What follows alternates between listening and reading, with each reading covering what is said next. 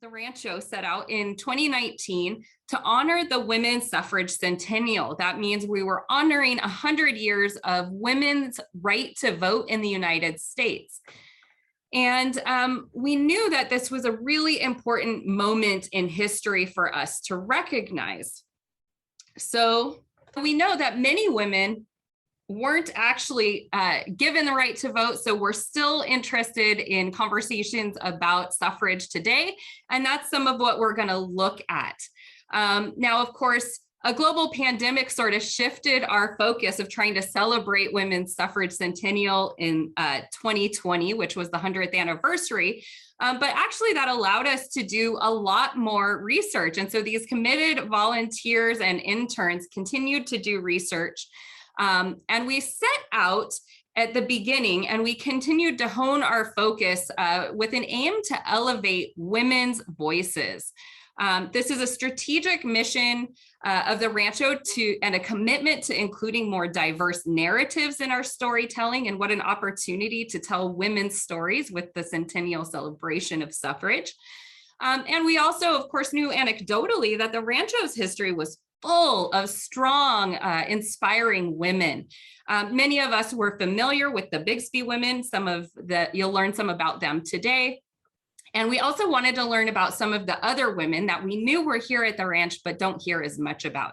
So we've now been spending over 2 years conducting research in our archives. And we've specifically been looking for this project at the oral histories. Oral histories are interviews conducted with individuals to understand their life experience. And we really wanted to learn about how women's lives and how history was experienced by them. Importantly, we did notice there was a significant bias in history that some of you might be familiar with.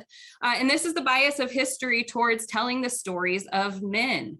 This showed up in our oral history archives, where we have 108 oral histories conducted between the 1970s and 1990s.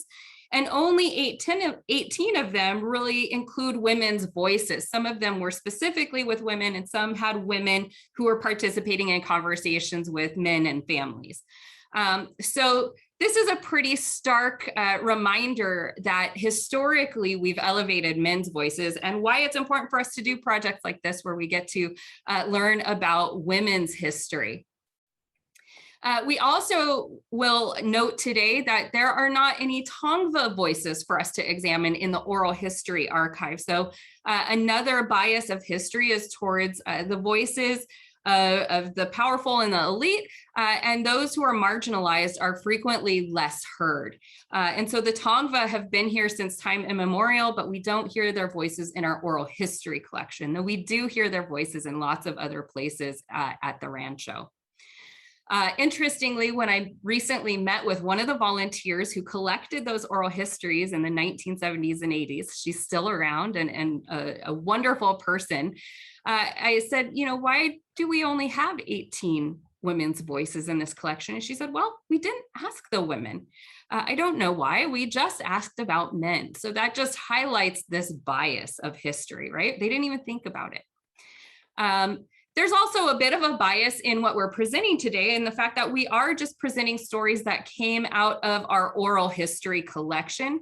So there's, of course, many other stories represented in other parts of our archives here at the Rancho.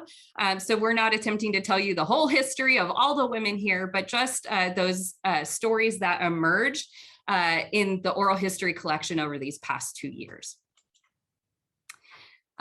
We're going to introduce several women today from the Rancho's past who really highlight diverse experiences.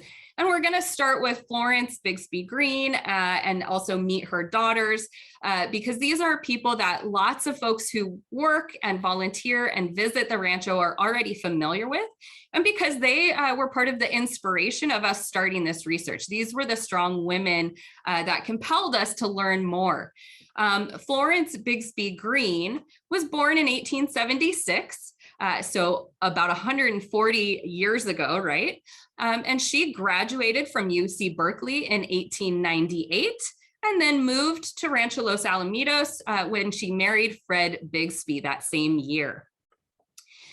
Once they moved here, to Long Beach. They raised 5 children, including her 3 daughters, which you see on horseback here on the right. Catherine, the eldest, sister, was lovingly dubbed the name Sister, but her name is Florence Elizabeth. And then Deborah, the youngest of the girls. And you'll see they had also 2 younger sons as well, but we're telling women's stories today. So we're gonna focus on the women. Interestingly, these girls were born right around the turn of the century, and they were coming of age during the height of the women's suffrage movement. Imagine being 20 or 21 years old, right when American women get the right to vote, and how that might have impacted you, right?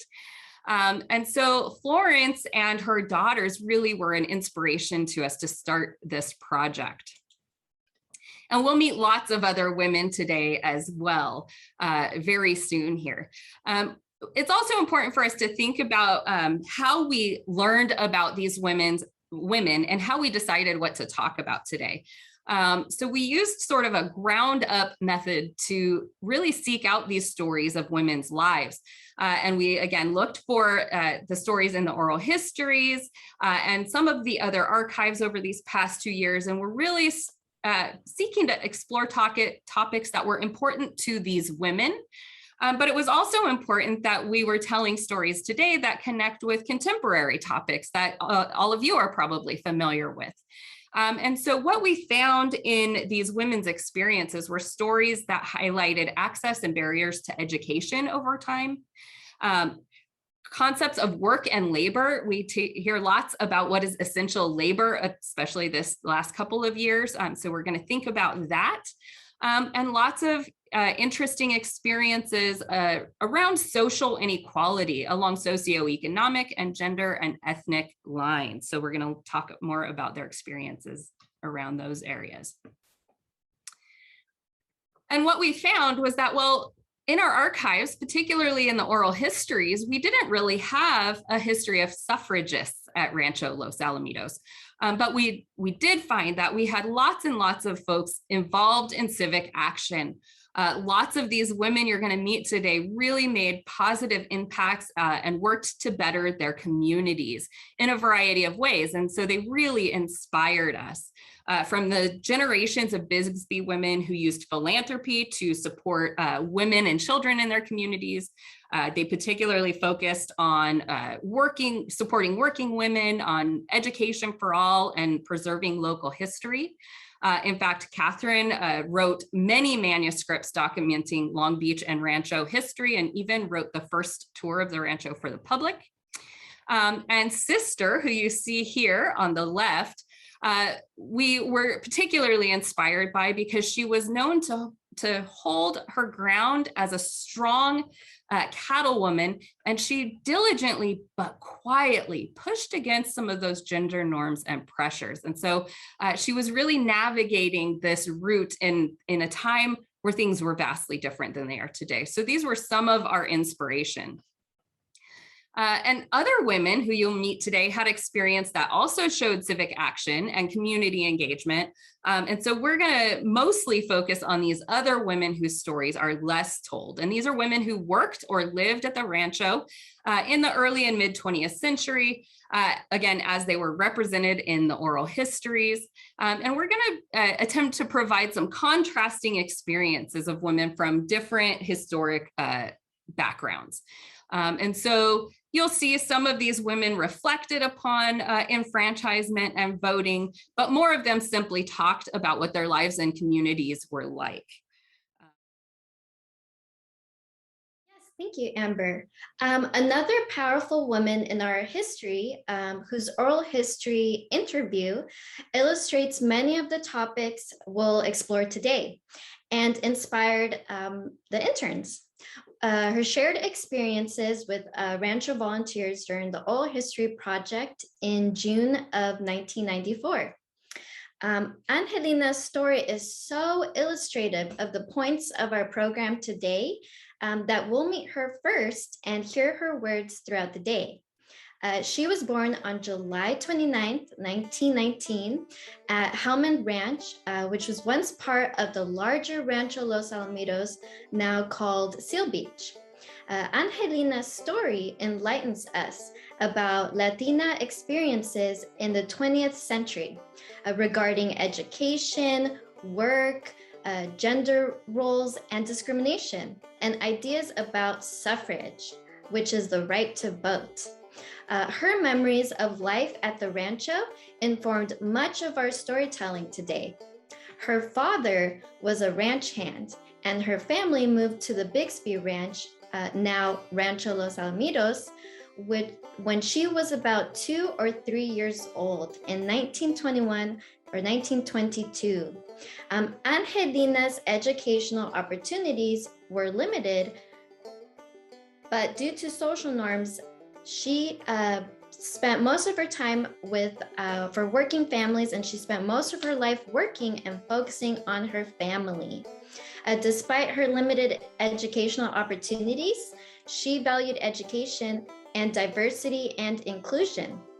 Ayala said during her 1994 oral history interview, "The first time I voted was for Franklin Roosevelt in the late 1930s, and I've been voting ever since. I vote whether my vote counts or not." Angelina Ayala is a strong voice throughout today's program because she showcases viewpoints that work to capture history and our hearts. Next, we'll go to Kalilah and begin thinking about what civic action is. So hello guys, my name's Kalilah Dixon. I was a history major when I graduated in spring of 2021. My internship was through Design Your Long Beach. It is an internship project, yet pairs graduating seniors with nonprofits to make an impact early on. So it's been really interesting to see how all of this has been going on. I'm currently working on my social science credential to be a history teacher. So this stuff is my bread and butter. So we'll move on to the Rancho's history. It's full of community-centered stories like Angelina Ayala, which complements its rich history. We'll examine some of the stories of the historic Rancho women today to see what they did to better their communities. We will look at two distinct elements represented in this history: community-oriented action and political or electoral action. Importantly, we chose to share these stories on a really interesting day in history. On May 17th, 1911, the California's Women's Club met at Hotel Virginia in Long Beach, California. The delegates decided to dedicate their mission to the women's suffrage movement. October 10th, today, in 1911, California granted equal voting rights for women. And then finally, in 1920, the 19th Amendment passed in the United States. So today, 1910, 1911 is the 110th anniversary of California's women's suffrage, when California women gained the right to vote. And in the United States, we just celebrated our 101st anniversary of women's suffrage on August 26th of this year. Thanks to the hard work and dedication of many people, both known and unknown, more of the population are now able to have their voices heard through their vote, the political side of civic action. As we're thinking about how women impact the world, both historically and today, we need to begin with a definition. What is civic action? This definition from Thomas Ehrlich, a professor of education at Stanford, may fit the bill. Ehrlich defines civic engagement as working to make a difference in the civic lives of one's community and developing a combination of skills, values, and motivation to make that difference It means promoting the quality of life in a community through both political and non-political means. This definition highlights a positive difference in the community, civic skills, and involvement in civic and democracy. This also puts a greater emphasis on helping the community in both political and non-political means, and includes self-improvement. One of the things that can be overlooked in volunteering and civic action is the use of your skills. Using your particular skill set to benefit the community is an important part of civic engagement. Civic engagement affects all aspects of the community by promoting a better life. Now that we have a definition, we can think about what civic engagement looks like today, but also in history. History holds a treasure trove of ideas and actions that completely changed communities around the world. Think about the boycotts of Cesar Chavez or Dolores, excuse me, I always get this wrong. Dolores Rivera, excuse me again, fighting for labor rights in the 1960s, and the suffragists marching for the right to vote for decades from the 1980s excuse me, I'm having a trouble today, to the 18th century to 1920. These were movements in history that started in local communities and eventually changed the world. So let's look at some of the examples of civic engagement from the past to give us a frame of reference within the Rancho's history. The most well-known acts of civic engagement includes Florence Bixby's influence on the Rancho and the growing city of 20th century Long Beach. Florence was well known for her philanthropy, the promotion of the welfare of others, especially through generous supports and fiscal donations to good causes.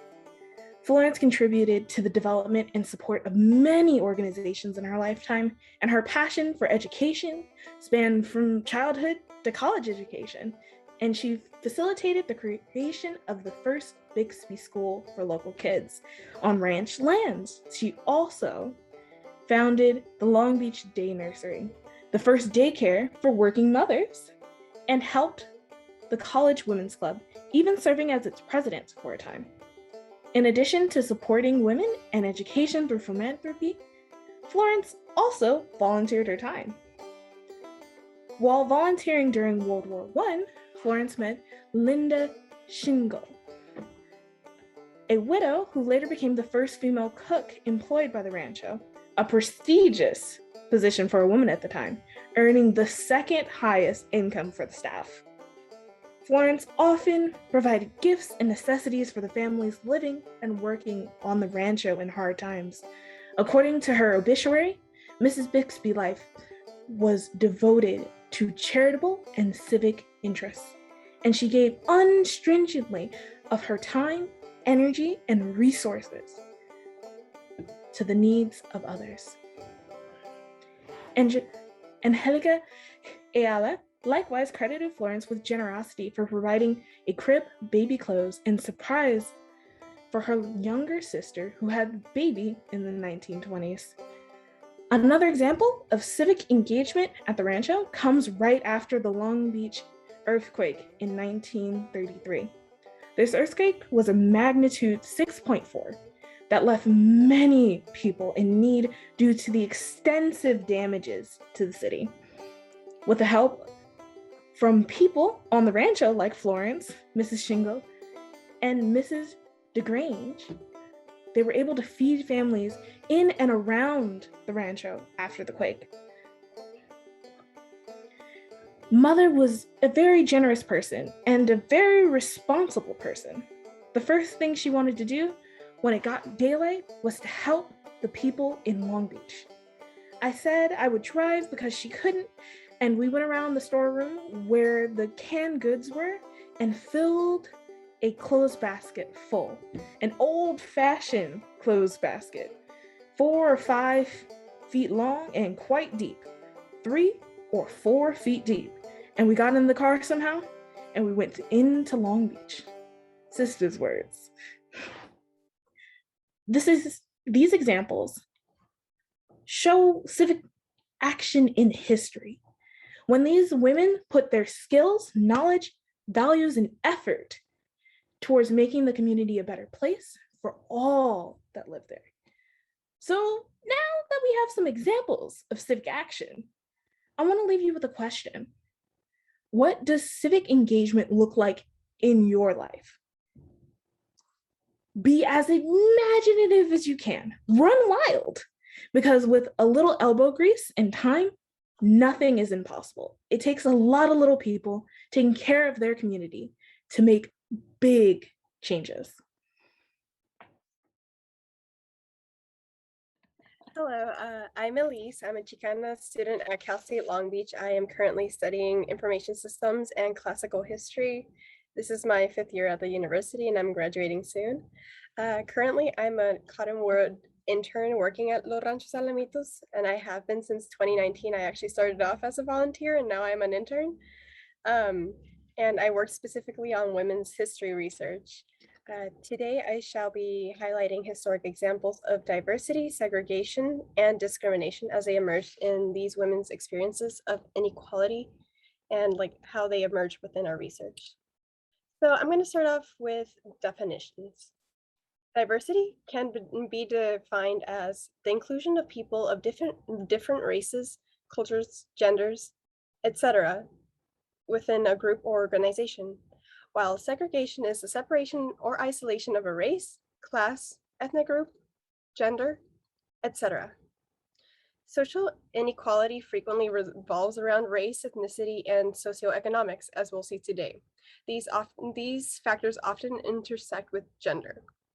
The treatment of the poor, working class, people of color, and women stands in stark contrast to the experiences of those with social advantages, which included historically based land ownership, education, and inherited wealth, which was primarily done through men within a family. Some women's experiences and observations of social and political marginalization were expressed within these oral histories that were gathered between 1970 and the 1990s. Perhaps the most notable place to start is with those whose voices were not even sought by these researchers. Notably the Tongva women, the first peoples to occupy the sacred landscape, who have faced colonization and genocide yet persist today. Their absence in these oral histories reflect the continuing erasure of their voices. We will be hearing stories of women with varying backgrounds, all of whom lived or worked at the rancho in the early 1900s and are moving testimonies of discrimination in both their work and home lives. These examples can help us learn from our history and facilitate conversations about how we can prevent immoral treatment of others, regardless of their social status, in the present and in the future.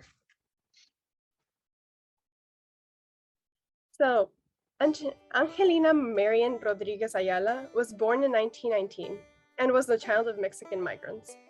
Her family lived on the Bixby's Rancho Los Alamitos for much of her childhood from 1924 till 1937. She married in 1940 at the age of 21 and had 4 children. I fell in love with Angelina's story because of her determination to find the means to get ahead despite the hurdles she faced in life, and because she encouraged her children to go through a higher education, which was something she was not able to do. She considered the changing societal values surrounding education and work in her time, and discussed social marginalization and touched on the importance of voting. She also held a very powerful position on diversity within America. In her 1994 interview, Angelina proudly remembered casting her first vote and became a consistent voter, stating, "I vote whether my vote counts or not." She was an advocate for diversity and representation, saying, "Where are the Latin voices? When are the Latin voices going to be heard? We are all people, and we have to have different people as leaders, but I still vote. I am not going to give up." She also said, "We holler all about and think that if it hadn't been started like that, America wouldn't be what it is. The only Americans are the American Indians, and we've pushed them back." Our research revealed other women's stories that highlight gender discrimination of the time, regardless of ethnicity. When they were just young teens, the three Bixby daughters, Catherine, Sister, and Deborah, went for a 522-mile horseback ride with their father. They rode from Piedmont, California, the Bay Area, to the Rancho, which is in Long Beach. They first had to get permissions to wear pants during their ride, and still, after settling for the night, it would be time to wear their silk dresses, which were packed in their saddlebags. Despite this remarkable and demanding experience for teen girls in 1916, they still had to keep up appearances after spending an entire day on horseback, surrounded by dust.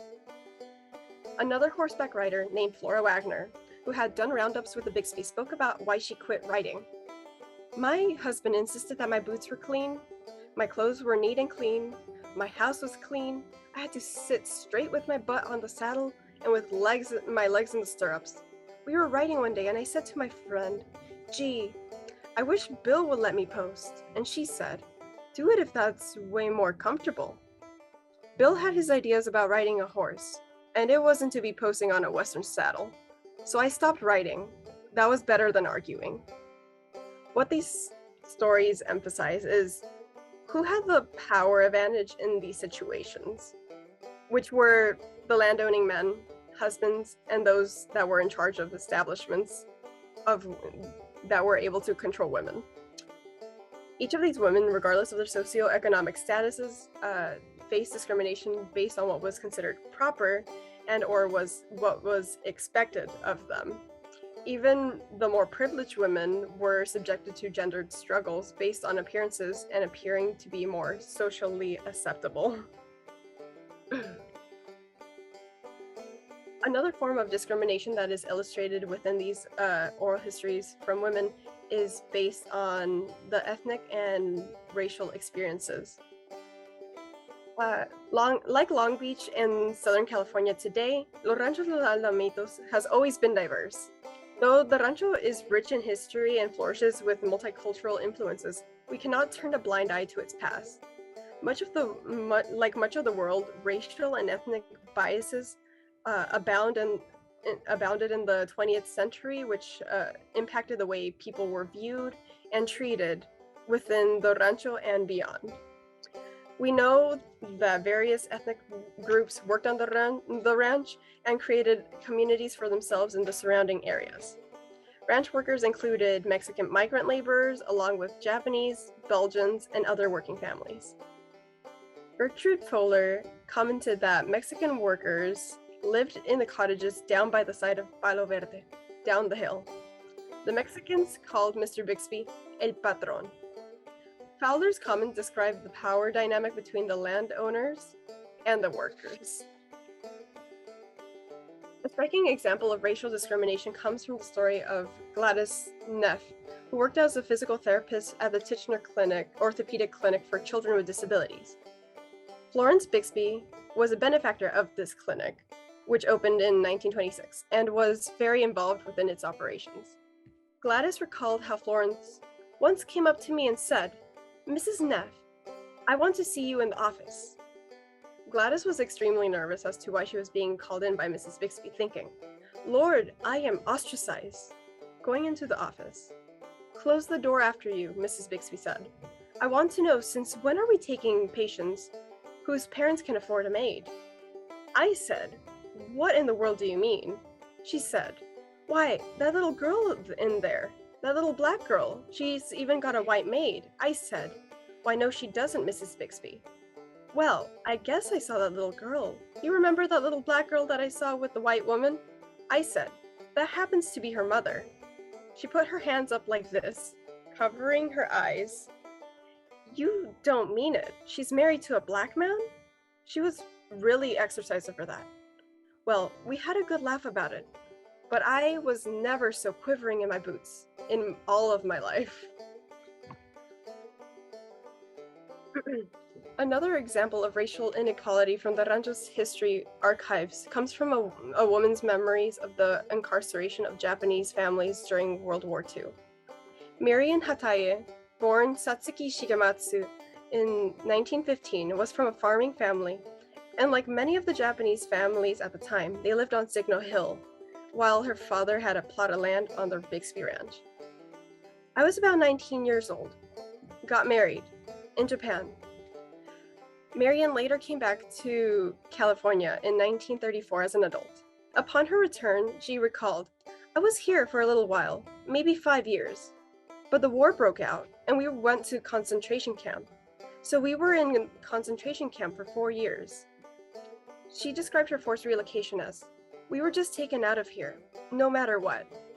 Marian's experience included being separated from her husband and being sent to separate incarceration camps for 2 years. Marian in Manzanar, then in Tule Lake, her husband in Santa Fe, and said, "They just put us into the camp, and this time when we come out, we don't have any place to go." Joan Spratling, who grew up on the ranch with her parents working for the Bixbys, witnessed the incarceration of Japanese workers and described, "As I recall, I was probably 8 or 9, and they were on the south side of 7th. The Japanese had strawberries and that kind of stuff. Mama was out here working in the ranch at the time, and I remember her driving down 7th, and we saw them packing up their belongings. I'm sure Mr. Bixby tried to help them out. I think they were sent to Santa Anita. Some of them were sent out of state, but Santa Anita's racetrack was used during World War II to house some of these people. We tried to defend them, but then we saw them packing up. Mama had tears in her eyes because she knew many of them." So, though as a society we have progressed a bit about these kinds of discrimination and even have certain workplace and education laws preventing discrimination from happening, it is important to keep in mind these types of stories when it comes up again in media, because as we know, history tends to repeat itself. Furthermore, while we made strides for racial equality in the 20th century, such as the Civil Rights Act of 1964, we see similar issues happening today. A parallel that we see is the increase of incarceration and detainment of migrant children being separated from their parents at the border during 2018 and even now due to the zero tolerance policy.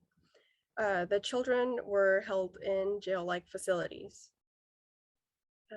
So there's the question of, what can we take from these Rancho's women's stories? Being socially and historically aware of what goes on around us is the first step to being socially active. What we do with our knowledge is up to each of us, whether protesting, calling up a representative, or like Angelina Ayala, becoming a devoted voter. There's room for each of us to make a difference and take a stand. We are going to talk about education. And so a little bit about myself. My name is Marian. Hello, everybody. I'm a cottonwood intern at Rancho Los Alamitos. I've been with the Rancho since February 2020. I've had the opportunity to research the archives and newspaper articles, biographies, and these oral histories, the interviews, have been very important and helpful to our women's history research. I've also contributed to the program planning for the Women's Stories from the Gathering Place series, like this one. And I'm a first-generation college student, graduated from California State University, Long Beach with a BA in history. And I'm very passionate about history and sharing stories of people who have made positive contributions to their communities. Like today, these women's stories, so we can encourage one another, educate, learn, and work together. So education is an essential part of our upbringing and lives, and it can happen anywhere at any time, whether in the classroom or out in the world, at a job, or at home with family. We are learning every day. Education can bring knowledge, empowerment, and access to opportunities. So historically, formal education has impacted the lives of women and girls by providing agency, which is our ability to exercise independence and make our own choices. According to UNICEF.org, girls' education strengthens economies and reduces inequalities. It contributes to more stable, resilient societies that give all individuals, including boys and men, the opportunity to fulfill their potential. Women and girls, let's see here. Okay, women and girls who lived and worked at Rancho Los Alamitos in the past. I just want to make sure it's showing the right one. Okay, in the past had varying access to education. While some attained higher education at universities, others had different pathways in their lives. No matter the path, women and girls all experience some barriers to education. As we listen to these stories, let's think about how the experiences of girls and women in the past reflect our present. And how can we use education to help others and contribute to our community? So let's go ahead and meet some of these women. Let's meet Angie Cisneros Mariscal.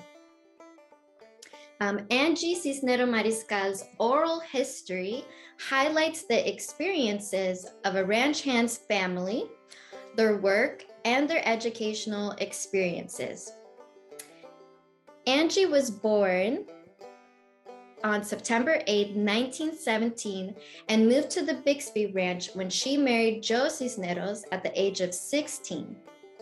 Joe and Angie had 4 children, 2 boys and 2 girls, and the family lived on the ranch for about 30 years. And in 1962, moved to Los Alamitos, which was once part of the Rancho's lands. Their daughter, Marty, she was seen in the previous picture with the cap and gown. She took the bus to local schools, including Bryant, Jefferson Junior High, and Wilson High School. And their son, Tom, took the bus until he got a car. The Cisneros lived and worked at the rancho and were treated like family by the Bixbys, especially by Florence Bixby. Joe was born on the ranch and first worked as a gardener, then a chauffeur.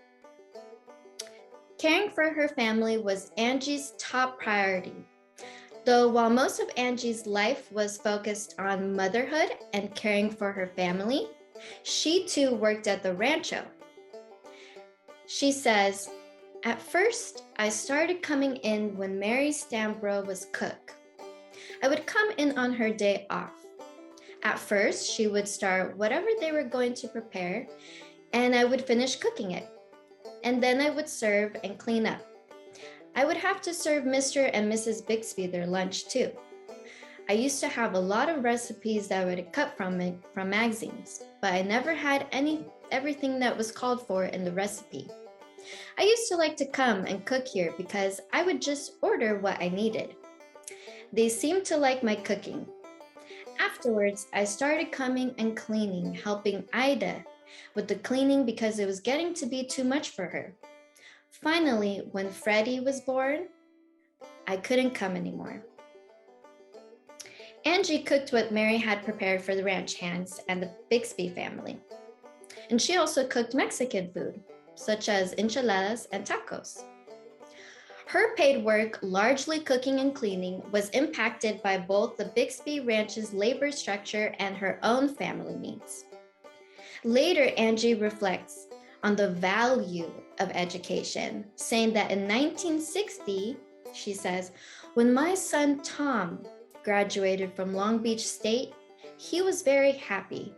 And we really made a big fuss because he was the first from the ranch who graduated from college with a degree." Now, you've already met Angelina Ayala. Her oral history interview sheds light on many aspects of history. Here, we'll hear about her experiences as they relate to education. Like Angie Cisneros, Angelina Ayala went to the local ranch schools, but only attended until the 9th grade because her father expected Angelina to get married and raise a family. She recalled, "My father left us, and I don't know when he passed away. He didn't want the burden of raising kids. He got tired and walked off. They did that too in those days. I was 16. I had started school when I was 9 years old because my father didn't believe in women going to school. A woman should get married, raise kids, and she didn't need an education. So at 9 years old, I got away and went to school. In 7 years, I got to the 9th grade. So that is the education that I had. What other education I've had is what I have learned through life." She describes her early educational experiences. She went to Bryant School, then to Jefferson Junior High, and then she says, "I worked for 5 years to support my family. And then I got married in December 1940 and raised my family."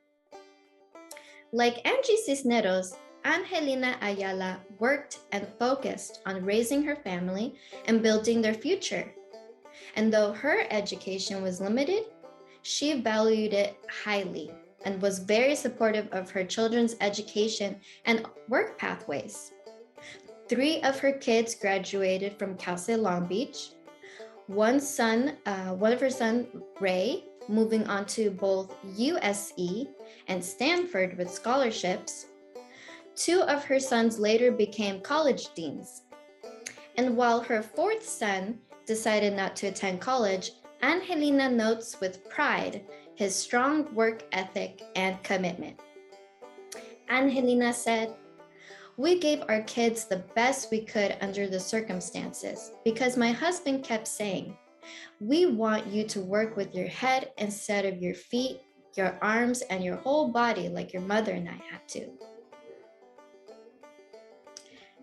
Later, she remarked, "My grandchildren were recently here because their mother was studying at UCLA, and she finally got her doctorate degree in philosophy. So they were staying with me for a whole month." That is when her interview was taking place.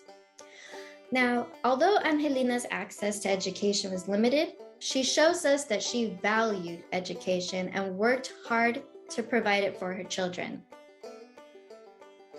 Earlier, we also met Florence Bixby and her daughters as well, Catherine, Sister, and Deborah. Their experiences were vastly different from those stories that we just heard. As mentioned earlier, Florence Green Bixby, she was the first class at the Anna Head School for Girls in Berkeley, California, a progressive school in its time. And she later attended UC Berkeley, where she met Fred Bixby. After graduation, they married and moved to the Rancho. Florence was very involved with the Rancho's surrounding communities and influenced those around her through philanthropic support of education for all. Her efforts helped pave the way to education, not just for her family, but also for the children at the ranch and the community. She established the Long Beach Day Nursery. She served as a board member for the Long Beach Unified School District and a trustee to Scripps College for Women. Florence Bixby was one of the early presidents of the College Women's Club of Long Beach, founded in 1911 to enroll women of vision with the desire and impetus to serve their community as a club and individually. The College Women's Club was an organization that supported and educated women on college, scholarships, and career opportunities. And in 1920, the club was chartered by the California Division of the American Association of University Women, the AAUW. And now her daughters, Florence Bixby daughters, they had an early private education. There we go. They had a tutor, Miss Long, who came to their home and prepared them for boarding school. The girls all attended boarding school in Piedmont, California, where they enjoyed walking and writing clubs along with academics, and all three had some college education. Catherine and Deborah Bixby attended Vassar College in New York, a long way from the Wild West of Southern California. Vassar was a progressive school and connected with many important suffragists. Founded to give women the opportunity for an education equal to men. Though they had access to higher education, their expectations after college differed from the working women we just met and didn't necessarily connect with their degrees. Now, the experiences and stories of these women showed us that access to education varied greatly a century ago. However, these women all valued it and the agency that came with it. I personally enjoyed doing this research because as a first generation college student, I felt really connected and touched by the stories because personally, I know how hard parents and like Angie Cisneros and Angelina Ayala work hard for a bright future for their children. So what do you think? What surprised you about the women's stories, or maybe didn't surprise you from a century ago? Hello, everybody, and thank you for joining this session. In this session, I will specifically be highlighting the historic examples of women's experiences with work and labor. This vastly vary depending on factors such as manual labor, education, and gender roles, of course. As we touched on previously in the introduction, Angelina Ayala grew up moving around because her father was a ranch hand and they needed to travel to where there was work. She recalled from her youth a small privilege that she had with living in this ranch life was during the Great Depression in the early 1930s. She remarked on the fertile land and resources her family fortunately at the time had by saying, "We never went hungry. We had a cow, we had a pig, we had chickens, we had rabbits.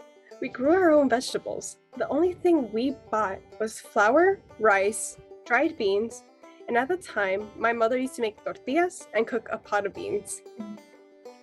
Angelina's value for work ethic was developed within her own upbringing, where she had contributed financially for her family's survival.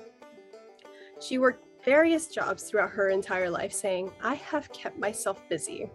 I have worked for social services, I have done bilingual interpreting, and I've worked in real estate answering phones, and I've worked in cleaning shop, and I have done housekeeping. I worked for 21 years in the fish canneries on Terminal Island."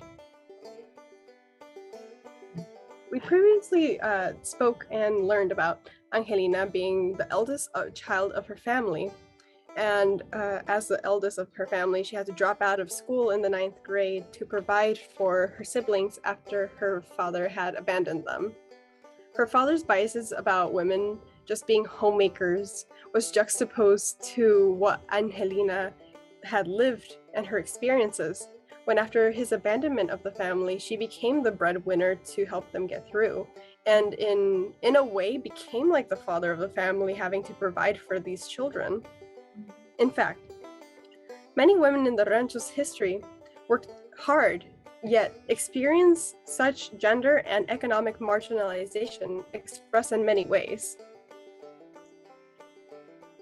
Gertrude Fowler, a bookkeeper at Rancho Los Alamitos between the years 1949 and 1950, noted that women who worked on the ranch had to take paper sack lunches, whereas unmarried men were provided with lunches.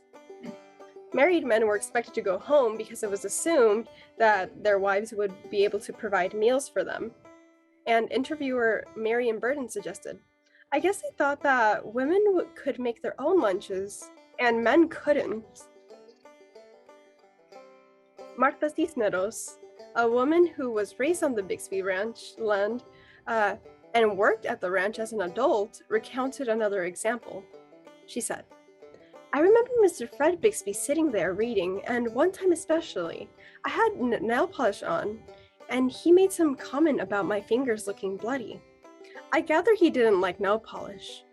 And interviewer Marian replied, I heard that he would not hire a secretary if she had painted nails, highlighting the impact of a man's belief and what it could have on a woman's livelihood.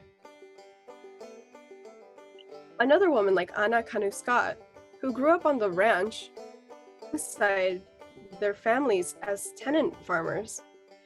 These farming families would lease land from the Bixby's ranch, and they would grow things such as alfalfa, black-eyed peas, barley, sugar beets. As tenant farmers, they split profits in half with Mr. Fred Bixby. Most girls had to contribute to both household and farm labor.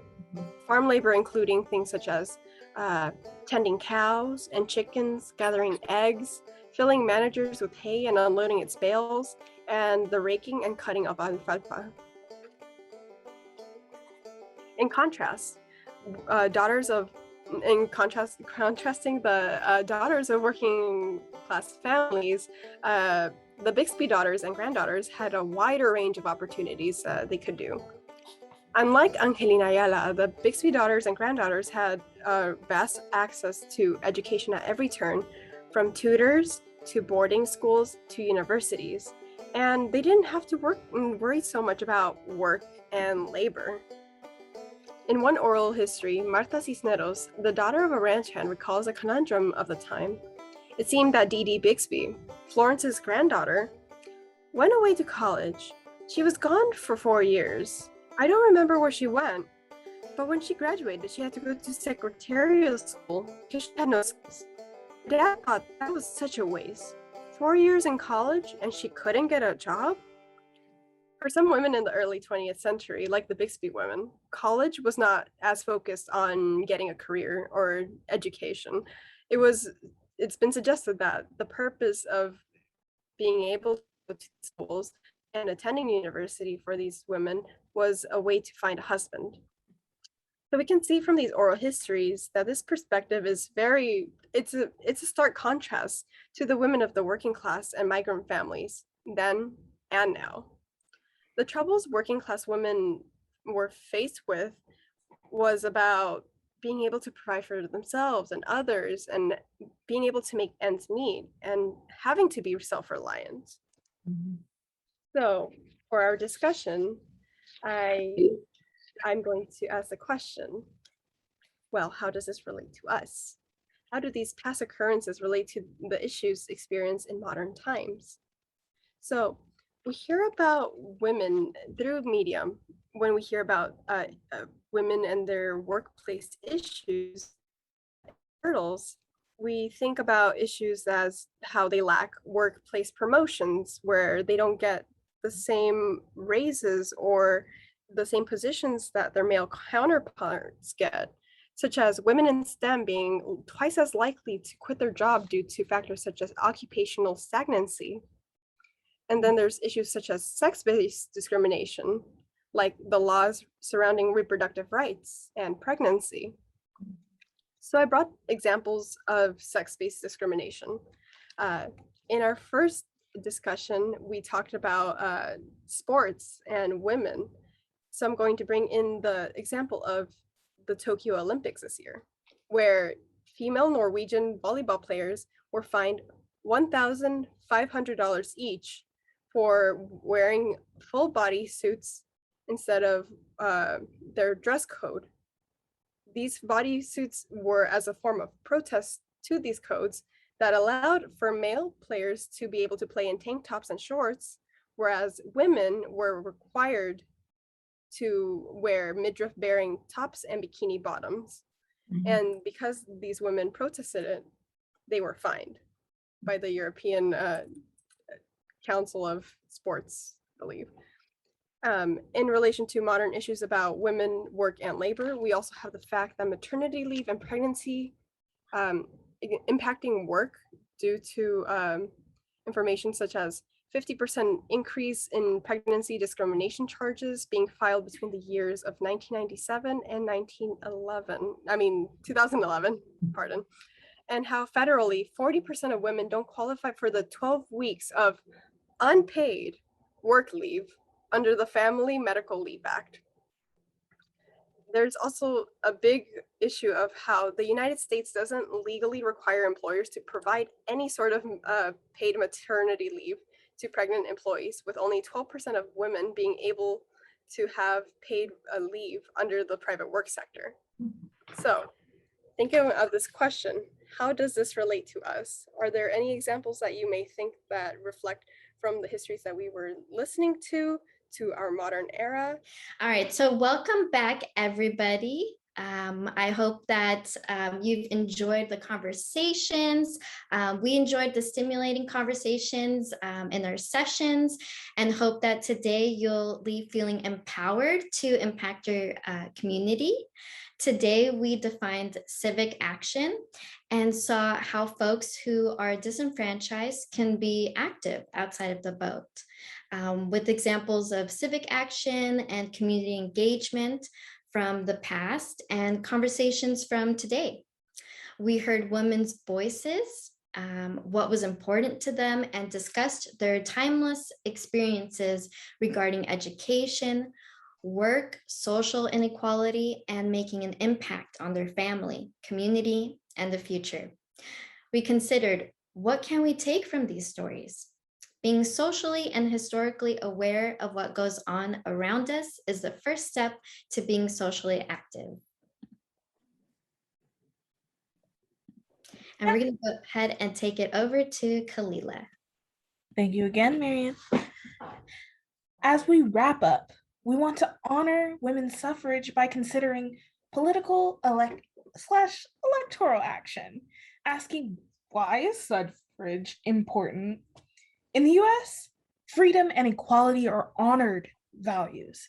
So it's all of our duties to ensure equality, gender equality, racial equality, equality across the board.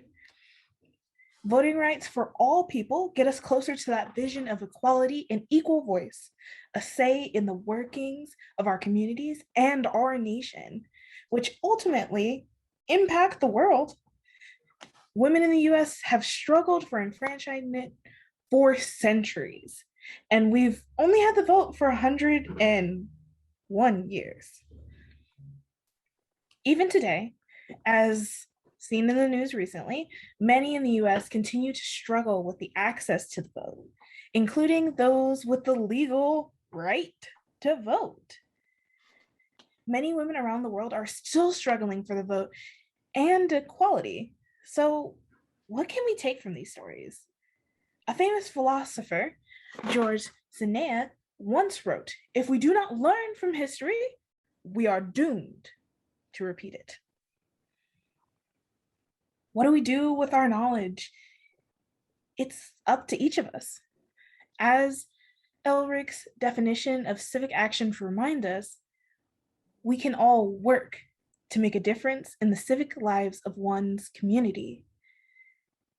We can all develop our knowledge, skills, values, and motivations to make that difference and promote the quality of life in our community through both political and non-political processes.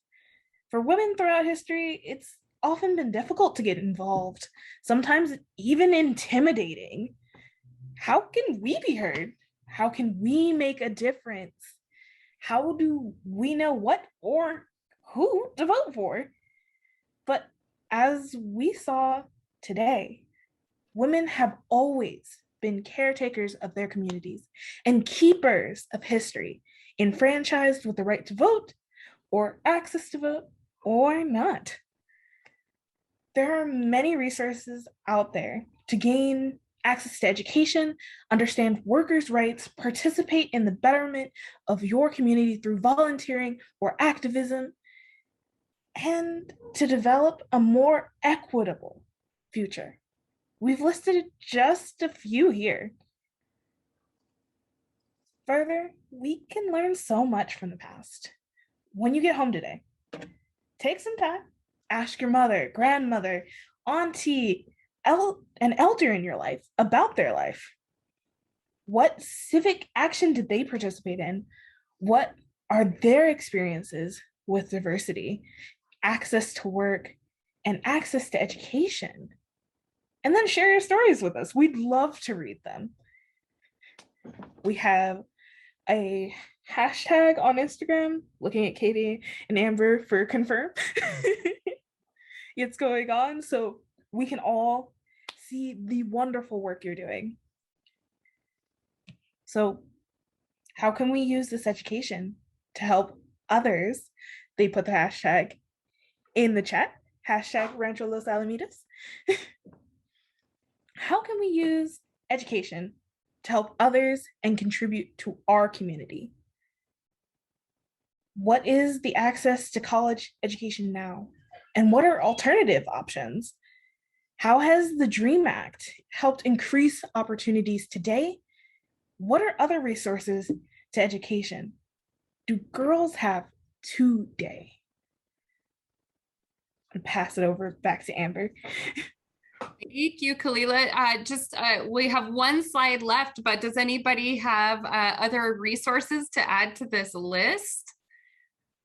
Anybody else have ideas? One of the things we wanted to make sure we gave you were some of these resources that include information about the Long Beach College Promise. So some of you who go to school in Long Beach might already know about this, and other communities have similar things. We also have a link for the California Student Age Commission here with information about the DREAM Act, as well as the ACLU's website for women's rights. And importantly, a link so you can register to vote when you are of age. And hopefully you feel empowered to do so now that we spent this afternoon together. And I see a couple interesting things in the chat. Anne reminds us that we're still pushing for the passage of the ERA. So we often think that we have equal rights, but in fact, the Equal Rights Amendment of the Constitution has not yet been guaranteed. It has not yet passed. So these are important reasons for us to vote, as well as contact our local representatives, right? We are in a representative democracy. And sometimes it's really powerful to call these people, and we can do that even if we don't have the right to vote yet, right? If we are not enfranchised. So we also gave you a link to StoryCorps. They have a really cool program about how to reach out to your elders and interview them and collect your own oral histories, which is a great way to connect with your family and to learn more about your own history. Really love to get some feedback for you. If you could just click the link in that Katie's gonna put in the chat in just a minute. We've got this really quick survey that helps us keep developing awesome programs like this, or improving if not so awesome. And we again wanted to mention that this project was made possible with support from Cal Humanities. They funded this project. And we can't do any of this without folks like you joining us. So thank you for being with us and taking some time out of a beautiful Sunday afternoon to be here. And my final thank you is to the incredible team who put this together for 2 years of research. You've met some of the team today. There's also others who are not with us today. Our first batch of Cottonwood interns who worked the first year are not here today, as well as some other volunteers. So Marian Cullen and Dawn Hucker, and we had Catherine Pirtle and Ansley Browning who contributed to our research as well. Our community partners and our partnership with the Long Beach Suffrage 100. We could not have done any of this without this incredible collaboration. So thank you everybody for helping us have a successful afternoon and for inspiring us and knowing that the future is even better than today. Thank you.